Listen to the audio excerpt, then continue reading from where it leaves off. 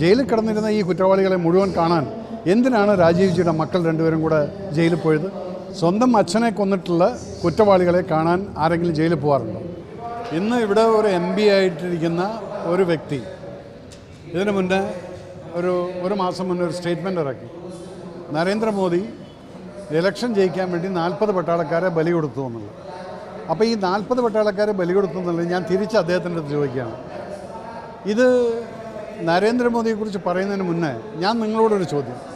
84 ഇന്ദിരാജി മരിച്ച സമയത്ത് അതും ഇതുപോലെ തന്നെ ബെയിൻ സിംഗ് വെടിവെച്ച് അവരുടെ വസതി വെച്ച് വെടിവെച്ച് കൊന്നാണ്. അങ്ങനെയാണെങ്കിൽ ഞാൻ ചോദിക്കട്ടെ, നിങ്ങൾ ആ ഇലക്ഷൻ ജയിക്കാൻ വേണ്ടിയിട്ടായിരുന്നോ ഈ വധം നടന്നത്? നിങ്ങളാണോ അത് ചെയ്തത്? അല്ലല്ലോ. പിന്നെ എങ്ങനെയാണ് നിങ്ങളിത് സംസാരിക്കുന്നത് മോദിജിയെക്കുറിച്ച്? രണ്ടാമത്, രാജീവ് ഗാന്ധിജിയുടെ മരണം നടന്നത് 91 ഇലക്ഷൻ ഉണ്ടായിരുന്നു. 400 എഗെയിൻ മെജോറിറ്റി, ഇത്രയും മെജോറിറ്റിയോടുകൂടി നിങ്ങൾ ജയിച്ചിട്ടുണ്ട്. അപ്പം അങ്ങനെയുള്ള നിങ്ങളുടെ പാർട്ടിയിൽ നിന്ന് ഇങ്ങനൊരു ചോദ്യം വന്നു കഴിഞ്ഞാൽ ഞാൻ ചോദിക്കുന്ന ചോദ്യത്തിന് നിങ്ങൾ ഉത്തരം പറയണം. പിന്നെ അഡീഷണലായിട്ട് ഞാൻ ചോദിക്കാൻ എനിക്ക് അവകാശമുണ്ട്. കാരണം എന്ന് വെച്ചാൽ ഞാനാണ് ഈ ഓപ്പറേഷൻ്റെ കമാൻഡോ ഓപ്പറേഷൻ്റെ ക്യാപ്റ്റനായിട്ട് ലാസ്റ്റ് വരയ്ക്കും. കൊനാനക്കൊണ്ട ഓപ്പറേഷനായിരുന്നു ലാസ്റ്റ് ഓപ്പറേഷൻ.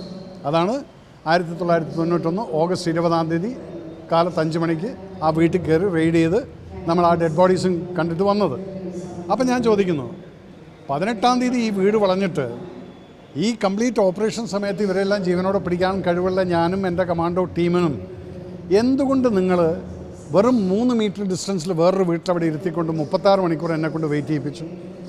അതിനുള്ള ഉത്തരം തരണം. കാരണം ഇത് വെയിറ്റ് ചെയ്തതിൽ ആർക്കാണ് ഇതിൽ ഗുണം? അവന്മാർ മരിച്ചാൽ. അപ്പോൾ യഥാർത്ഥ കൊലയാളികളുടെ പേര് ആ 7 പേര് പറയുമെന്നുള്ള പേടി കൊണ്ടല്ലേ അവർ മരിക്കുന്നവരെ കാത്തിരുന്നത്. അപ്പോൾ ഇതിൻ്റെ ചോദ്യത്തിന് ഉത്തരം വേണമെങ്കിൽ നിങ്ങൾ ഈ കേസ് റീഓപ്പൺ ചെയ്യും. അതിനിടയ്ക്ക് ജയിലിൽ കിടന്നിരുന്ന ഈ കുറ്റവാളികളെ മുഴുവൻ കാണാൻ എന്തിനാണ് രാജീവ്ജിയുടെ മക്കൾ രണ്ടുപേരും കൂടെ ജയിലിൽ പോയത്? സ്വന്തം അച്ഛനെ കൊന്നിട്ടുള്ള കുറ്റവാളികളെ കാണാൻ ആരെങ്കിലും ജയിലിൽ പോകാറുണ്ടോ? ഇല്ലല്ലോ.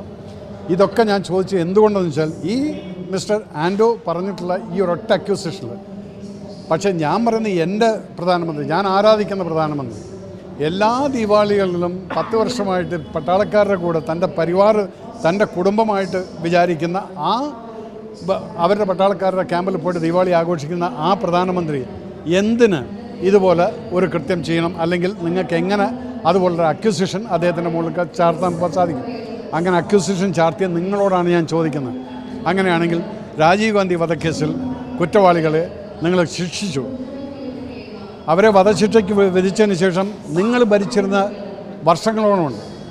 ആദ്യത്തെ 5 വർഷം നരസിംഹറാവുജി, അത് കഴിഞ്ഞിട്ട് പിന്നീടും അതിൻ്റെ ഗ്യാപ്പിലുണ്ടായിരുന്നു. അത് കഴിഞ്ഞ് 10 വർഷം മൻമോഹൻ സിംഗ് ജി ഭരിച്ചിരുന്ന സമയത്തും എന്തേ നിങ്ങൾ ഇവരെയൊന്നും തൂക്കിക്കൊല്ലാഞ്ഞു? അവരവിടെ ജയിലിൽ തന്നെ കിടന്നിരുന്നു.